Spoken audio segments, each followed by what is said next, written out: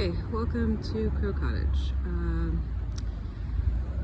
This is an update. I have been using a chainsaw to cut wood because Cam had surgery on his hand, so he can't do these things. I'm terrified of the chainsaw, but I'm doing it slowly, getting through this massive pile underneath the weird playhouse. So yeah, everything else is okay. I hurt my thumb not on the chainsaw, so I'm a little bit down as well, but I'm getting through. And beautiful fox gloves, and over here still waiting for a time to get to this. Beautiful yellow flowers, don't know what they are, they're beautiful.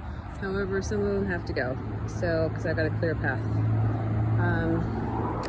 And other than that, got the ice plant in bloom over here, which is lovely. Oh, and we have a crow. Can you see him over there?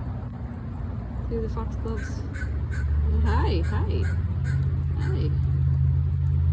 Yeah, hi guy. Crow Cottage. Yep, Crow Cottage. And the ice plant, which is beautiful. So yes, I have to go back to chainsawing now.